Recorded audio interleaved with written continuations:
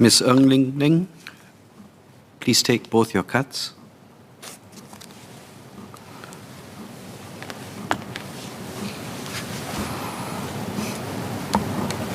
Mr. Chairman, the government has consistently upheld the philosophy of family as the first line of support as our social compact in Singapore.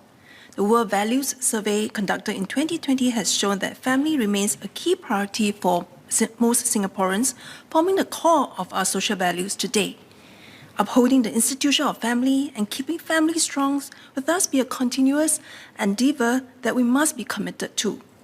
I'm heartened to know that the number of marriages in 2021 has returned to pre-pandemic levels, despite a slight decline in our birth rate. However, there are still some risks that threaten our family institutions as a nation. Some of the emerging social trends warrant our attention to ensure that we continue to support our Singaporeans' families to stay strong. There are several observations that are noted from the Singapore Census 2020 that I would like to highlight.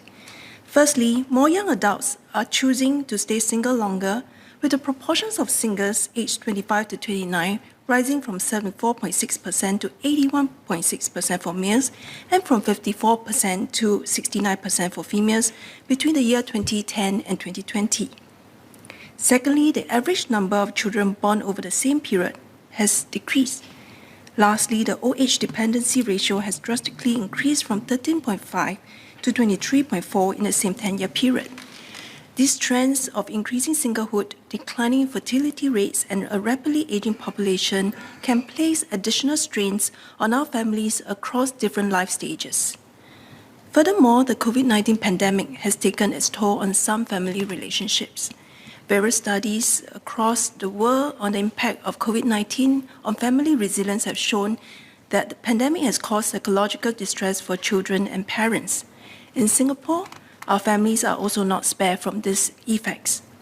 Sir, under the backdrop of these social trends, I would like to ask what more will the MSF be doing to promote the strength and strengthen families in Singapore so that we can continue to be resilient as we gradually recover from the impact of COVID-19 pandemic.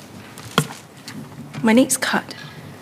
Mr. Chairman, in my previous card on keeping families strong, I mentioned the impact of COVID-19 pandemic on the resilience of family relationship. In times of strained relationship or when the families are under stress, it is challenging for family to act as the first line of support. During my Meet the People sessions, I often encounter residents who will share with me their family problems. The lower income group remains the most vulnerable to fallouts from strained family relationships because of the limited resources among family members to support one another. A resident couple story left an impression on me as it presented the need for greater upstream support when families are faced with early signs of stress. The couple initially approached me when they were struggling with their finances after their employment were affected by the pandemic.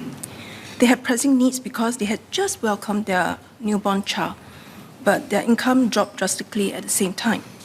In order to take care of the child, the wife decided not to look for employment, and the husband became the sole breadwinner, continuing the financial strains of the family.